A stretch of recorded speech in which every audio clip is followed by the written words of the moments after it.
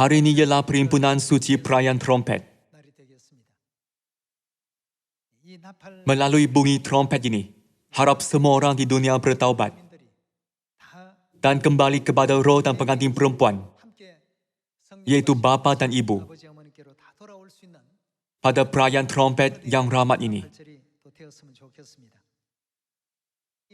Perayaan trompet boleh dikesan sehingga zaman Musa, pada 3,500 tahun dahulu, apabila Tuhan suruh dia naik ke Gunung Sinai untuk menerima 10 hukum untuk kali kedua. Pada hari pertama bulan ke-6 mengikut kalendar suci, Musa naik ke Gunung Sinai untuk menerima 10 hukum buat kali kedua. Dia berdoa puasa selama 40 hari. Hari apabila dia turun dengan 10 hukum buat kali kedua, ialah hari pengampunan dosa. Pada hari ke-10 bulan ke-7 mengikut kalendar suci, Musa turun dengan berkat rahmat Tuhan, dan umat Israel diampuni semua dosa lalu.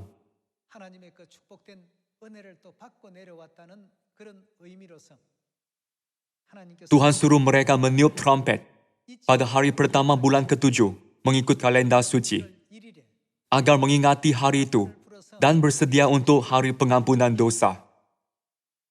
Perayaan itu ialah perayaan trompet. Hari ini, pada hari pertama bulan ke-7 mengikut kalendar, ibadah suci untuk perayaan ini diadakan di seluruh dunia. Pada masa ini, saya berdoa sekali lagi agar melalui perayaan hari ini, Bapa dan Ibu Syurgawi mencurahkan berkat pertaubatan yang berlimpah-limpah dan kuasa Roh Kudus dari syurga ke atas semua anak Sion di seluruh dunia, agar kita memimpin semua orang di Samaria sampai ke hujung bumi untuk bertaubat.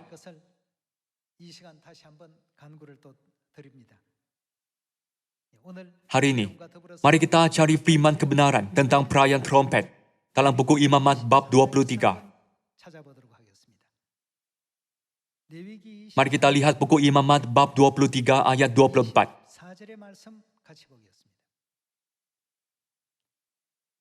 Katakanlah kepada orang Israel begini, dalam bulan yang ke-7, pada tanggal 1 bulan itu, kamu harus mengadakan hari perhentian penuh yang diperingati dengan meniup serunai, yakni hari pertemuan kudus. Sebab Tuhan menetapkan perayaan trompet adalah supaya umat Israel memperingati hari Musa menerima 10 hukum untuk kali kedua, pada hari ke-10 bulan ke-7. Pada hari ini, mereka meniup trompet pertaubatan dan memberitahu semua umat, 10 hari mulai sekarang, rahmat pengampunan Tuhan akan diberikan kepadamu. Jadi akuilah kepada Tuhan segala dosa dan pelanggaranmu sepanjang setahun ini. Ada banyak jenis trompet, dan setiap bunyi trompet mungkin mempunyai maksud yang berbeza. Trompet yang ditiup pada perayaan trompet bermaksud untuk menggesa semua umat Israel bertaubat. Jadi, pertaubatan adalah penting. Tapi kita harus berusaha untuk bunyikan trompet kita dan bersorak agar semua orang di dunia bersama-sama bertaubat dan kembali kepada Tuhan. Mari kita lihat buku Matius bab 4. Kita lihat buku Matius bab 4 ayat 17.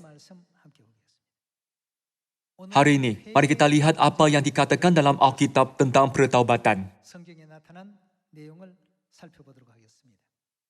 Buku Matius bab 4 ayat 17 tertulis, sejak waktu itulah, Yesus memberitakan, bertobatlah, sebab kerajaan syurga sudah dekat. Sebab Yesus mendesak pendosa untuk bertaubat adalah kerana kerajaan syurga sudah dekat. Maksudnya, jika kita tidak bertaubat, kita tidak boleh masuk ke kerajaan syurga. Jika kamu tidak bertaubat sepenuhnya, kamu tidak boleh masuk ke syurga. Jadi, taubatlah. Itu juga mengandungi desakan yang tidak kelihatan, bahawa tidak boleh pergi ke syurga. Dalam arti kata lain, kita akan ditakdirkan pergi ke neraka. Jadi dia berkata, bertaubatlah, sebab kerajaan syurga sudah dekat. Apabila kita lihat kembali zaman ini, semua bencana yang diramalkan dalam Alkitab sedang dicurahkan. Jadi buku Matius bab 4 ayat 17 pun tertulis, bertaubatlah, sebab kerajaan syurga sudah dekat. Jika syurga sudah dekat, memandangkan hari penghakiman, apabila Tuhan memisahkan orang yang pergi ke syurga daripada orang yang pergi ke neraka sudah dekat, kita mesti lebih berwaspada dan fokus pada pertaubatan.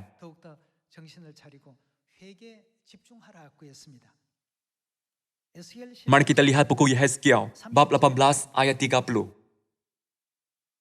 Bab 18 ayat 30 tertulis, oleh karena itu, aku akan menghukum kamu masing-masing menurut tindakannya. Hai kaum Israel, demikianlah firman Tuhan. Bertobatlah dan berpalinglah dari segala durhakamu, supaya itu jangan bagimu menjadi batu sandungan yang menjatuhkan kamu ke dalam kesalahan. Tuhan berfirman, bertobatlah dan berpalinglah dari segala durhakamu. Berpaling dari segala durhaka bermaksud taubat. Maksudnya, kita semua mesti kembali kepada Tuhan, mematuhi ajarannya, dan berpaling daripada segala kederhakaan di dunia dan di syurga, bukan? Bertobatlah dan berpalinglah dari segala durhakamu, supaya itu jangan bagimu menjadi batu sandungan yang menjatuhkan kamu ke dalam kesalahan. Jika tidak, kamu akan menderita selama-lamanya di dalam lautan api belerang yang bernyala-nyala disebabkan perbuatanmu yang jahat.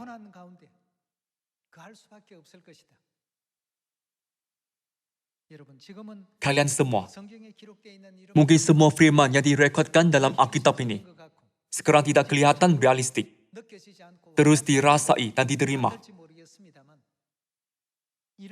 Tetapi semua ini akan dipenuhi dan berlaku dengan segera. Kerajaan syurga sudah sangat dekat.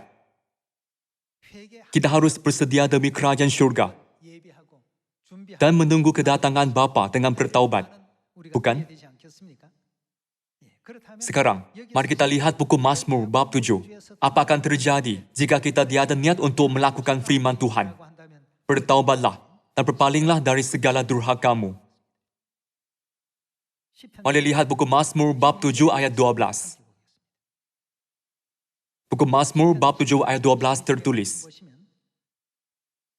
jika manusia tidak bertaubat, dia akan mengasah pedangnya, dia akan memasang panahnya, dia telah menyiapkan senjata-senjatanya yang membawa maut, dia menyediakan anak-anak panahnya yang menyala, orang yang menghamilkan kejahatan dan membenarkan kekacauan, akan melahirkan kekecewaan.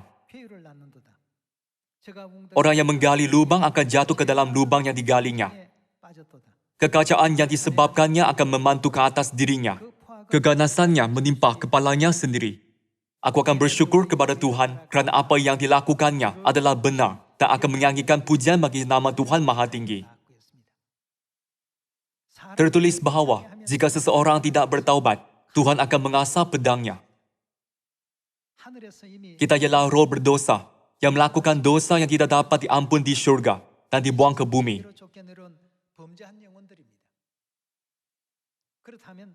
Jika orang yang dibuang ke bumi ini sesudah melakukan dosa yang tidak dapat diampun, terus berbuat dosa dan menjalani kehidupan yang durhaka, tiada jalan lain untuk mereka ditebus. Bumi, yaitu kota pelindungan, ialah tempat terakhir kita boleh bertaubat. Memandangkan kehidupan kita ialah kehidupan pertaubatan yang sebegitu. Jika tidak bertaubat, Tuhan akan mengasah pedangnya. Tiada peluang lain selepas itu. Tiada hukuman lain lagi untuk dosa, kecuali kesakitan, keputusasaan, jeritan, dan penderitaan di lautan api yang kekal bernyala-nyala. Untuk mengampun dosa kita, Tuhan sendiri datang ke bumi, menderitai pengorbanan salib, diejek oleh manusia, menahan kesakitan digantung di salib, dan ditikam dengan lembing. Kita anak-anak telah diberikan peluang yang terakhir. Namun, adakah kehidupan kita bahagia jika kita berpaling daripada rahmat itu dan meninggalkan berkat yang diberikan? Dapatkah kehidupan itu betul-betul bahagia? Kita tidak boleh buat kebodohan kerana tidak dapat menahan kesakitan sementara dengan kesabaran, lalu gagal menyertai perjamuan kemuliaan, perjamuan damai abadi yang disediakan oleh Tuhan.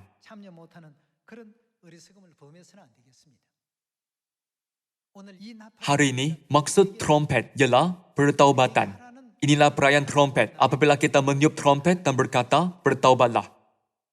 Melalui perayaan trompet ini, Tuhan mengumumkan kebenaran agar kita dan semua orang di seluruh dunia boleh bertaubat.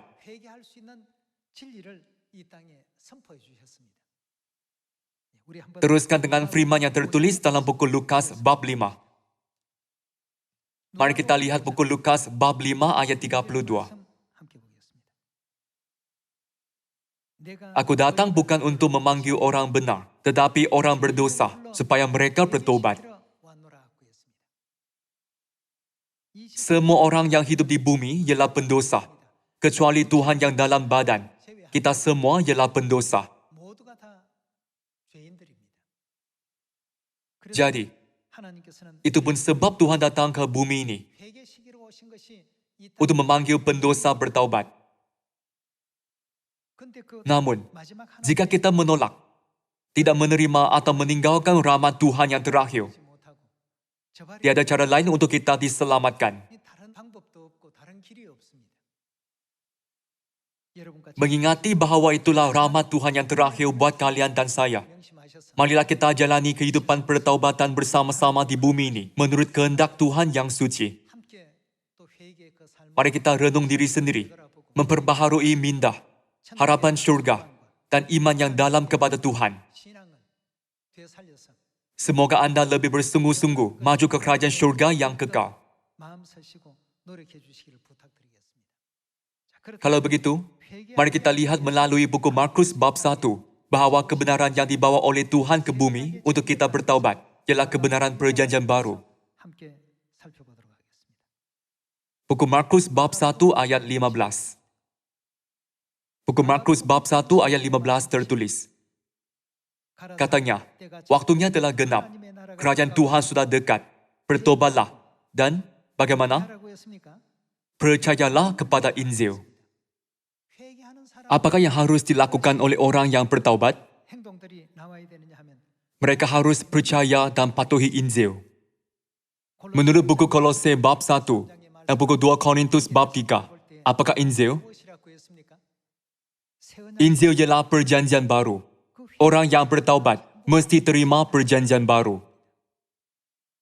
Dosa kita diampun bukan kerana kita melakukan sesuatu yang baik, tetapi janji Tuhan yang terkandung dalam perjanjian baru.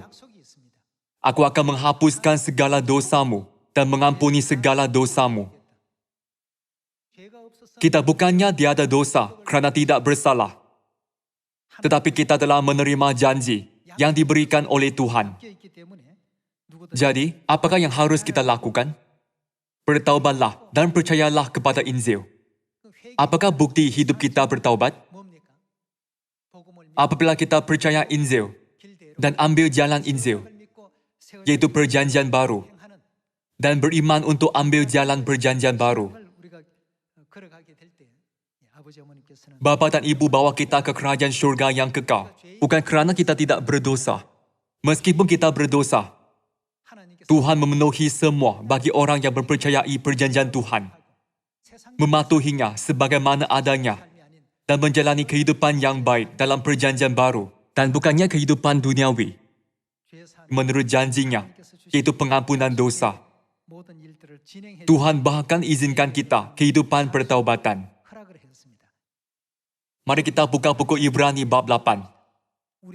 Marilah kita pastikan bahawa janji Tuhan untuk mengampuni semua dosa kita pada masa lalu terkandung dalam perjanjian baru. Mari kita lihat buku Ibrani bab 8 ayat 7. Sebab sekiranya perjanjian yang pertama itu tidak bercacat, perjanjian yang pertama ialah perjanjian lama, iaitu hukum Musa. Sebab sekiranya perjanjian yang pertama itu tidak bercacat, tidak akan dicari lagi tempat untuk yang kedua.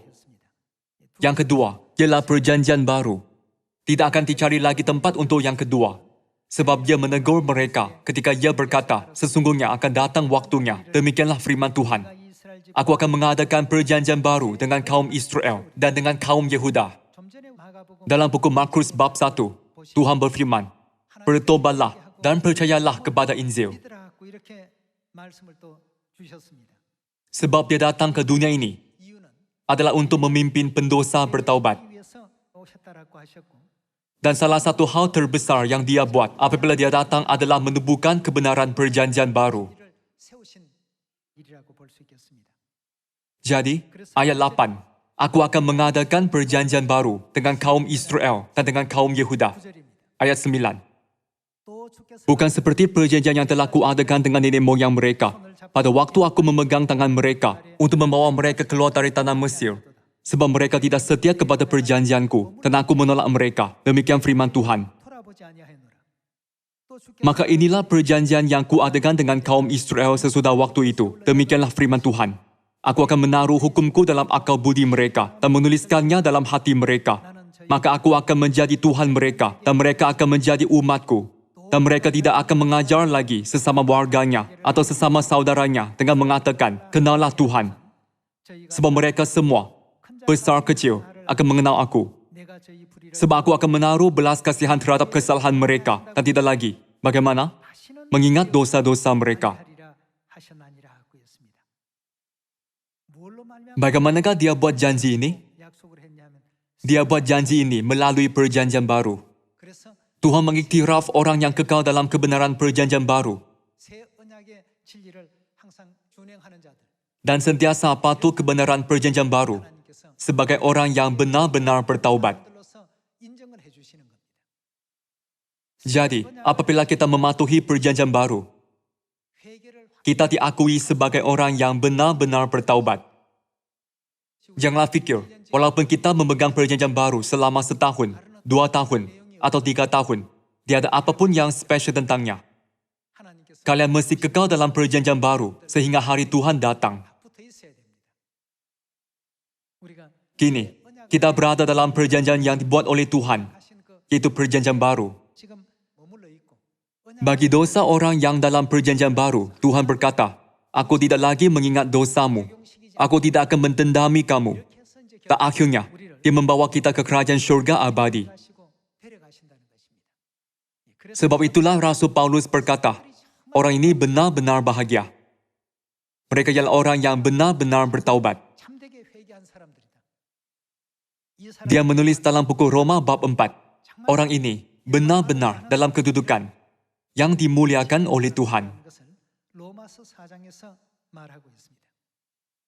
Mari kita lihat buku Roma bab 4 ayat 7.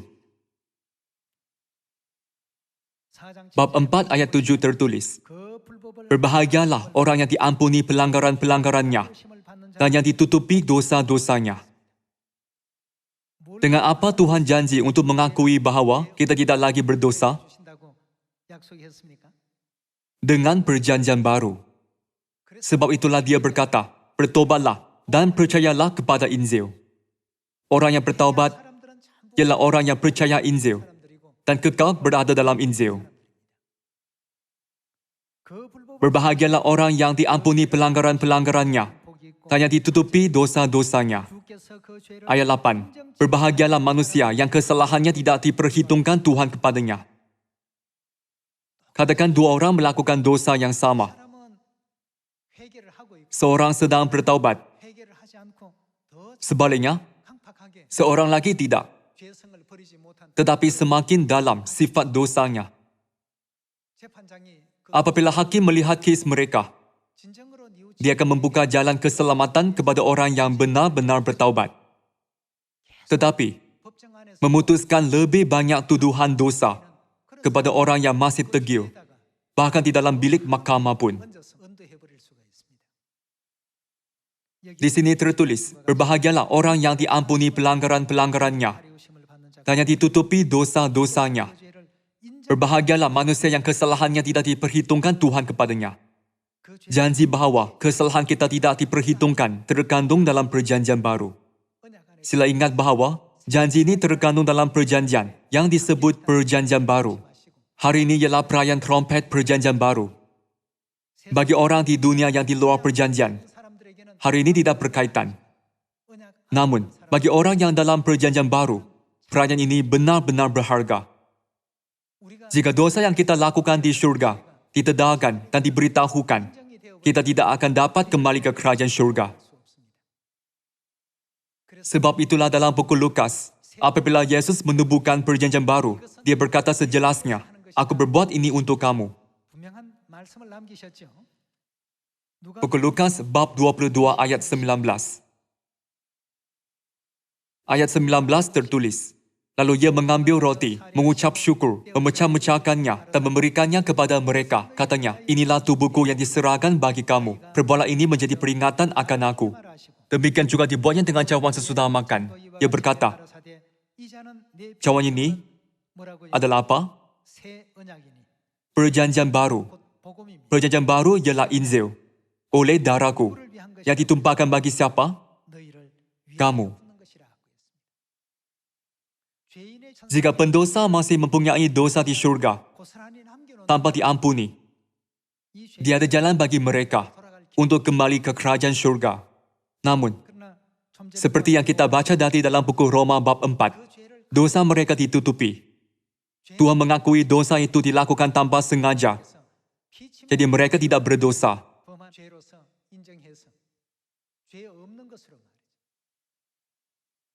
Kita perlu ingat sekali lagi bahawa atas tujuan itu, Tuhan menetapkan perjanjian baru di bumi ini. Perayaan perjanjian baru ialah hari Sabat, Paskah, perayaan roti tidak beragi, hari kebangkitan, hari kenaikan, hari Pentakosta, perayaan trompet, hari pengampunan dosa, dan perayaan pondok daun.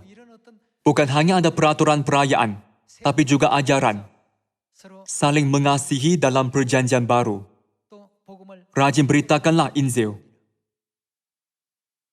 dan saling melayani dalam Tuhan.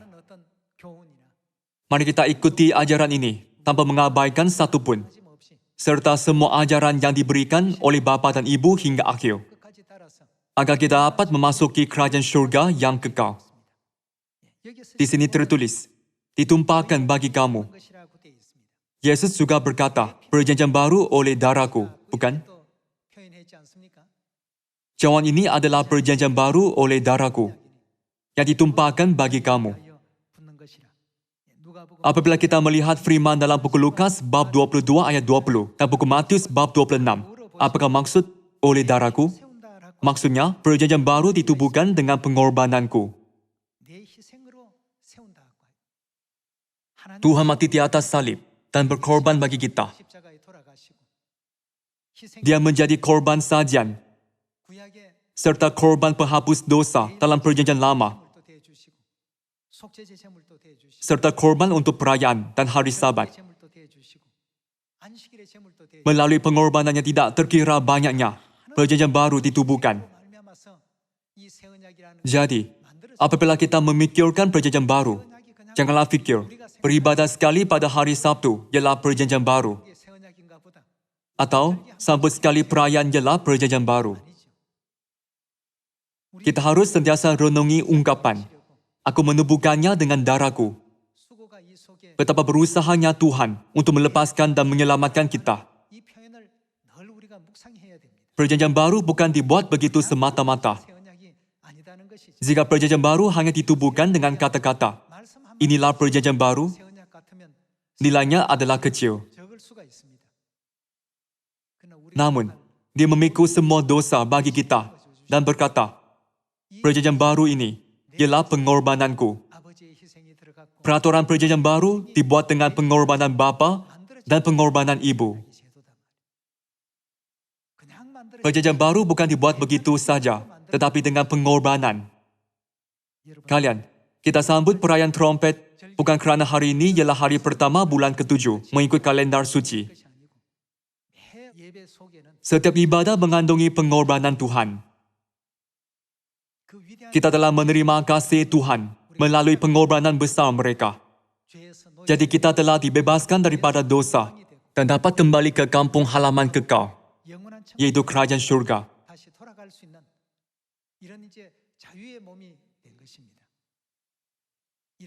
Mengingati Bapa dan Ibu syurgawi yang telah mengurniakan kita rahmat itu, harap kalian terus menjalani kehidupan pertaubatan yang baik setiap hari, memberi kesyukuran dan kemuliaan kepada mereka hingga akhir.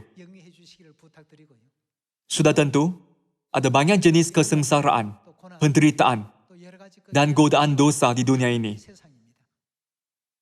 Bukannya mudah untuk bertahan di dunia dan ambil jalan ini dalam perjanjian baru sampai akhir. Itu bukan tugas yang mudah, tetapi kita harus ambil jalan itu. Dengan harap kalian menjadi anak-anak Sion yang memuliakan Tuhan, dengan bertahan di jalan ini hingga akhir. Saya tamatkan khotbah hari ini. Sekian, terima kasih.